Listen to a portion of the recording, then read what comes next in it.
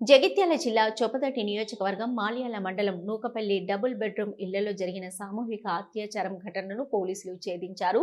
ఘటనకు పాల్పడిన 4 నిందితులను అరెస్టు చేసి మీడియా ముందు హాజరుపరిచారు. బాధితురాలు ఇచ్చిన ఫిర్యాదు మేరకు వెంటనే కేసు నమోదు చేసి దర్యాప్తు చేపట్టామన్నారు పోలీసులు. బాధితురాలు తనకు పరిచయం ఉన్నవారి ఇంటికి వెళ్లిన సమయంలో కారులో అక్కడికి చేరుకున్న గుర్రం శ్రీకాంత్, శివరాత్రి నరేష్, మల్లేశం, అంజయ్యలు కలిసి నేరానికి పాల్పడినట్లు విచారణలో తేలిందన్నారు. అంజయ్య, మల్లేశంలను ఇంటి బయట కాపలా ఉంచగా గుర్రం శ్రీకాంత్, శివరాత్రి నరేష్ బాధితురాలిని బెదిరించి అత్యాచారానికి పాల్పడినట్లు ఆధారాలు లభించాయన్నారు. ప్రధాన నిందితులైన గుర్రం శ్రీకాంత్, శివరాత్రి నరేష్లపై ఇప్పటికే రౌడీ షీట్లు ఉన్నాయని, మిగతా నిందితులపై కూడా కేసు నమోదు చేసినట్లు సిఐ వెల్లడించారు. 4 అరెస్టు చేసి రిమాండ్కు తరలించినట్లు తెలిపారు. ఈ కేసులో ఉపయోగించిన ఇన్నోవా క్రిస్టా కారు, మొబైల్ ఫోన్లను స్వాధీనం చేసుకున్నామని, మహిళలపై నేరాలకు పాల్పడే వారిపై చట్ట ప్రకారం కఠిన చర్యలు తీసుకుంటామని సిఐ హెచ్చరించారు.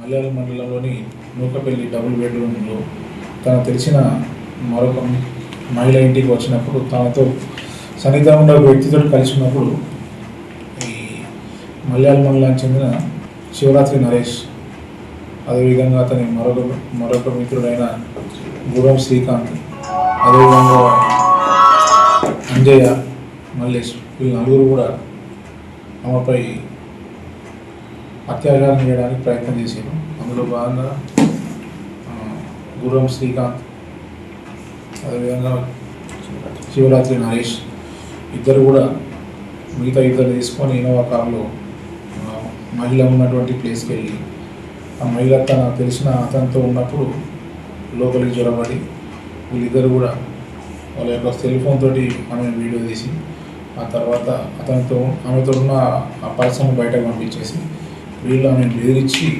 కొట్టి ఆమెపై ఇద్దరు కూడా సామూహికంగా అత్యాచారం చేసినారు. ఆ సమయంలో వీళ్ళతో వెళ్ళినటువంటి అంజయ్య, మల్లేశం వీళ్ళు బయట కాపలాగా ఉన్నారు.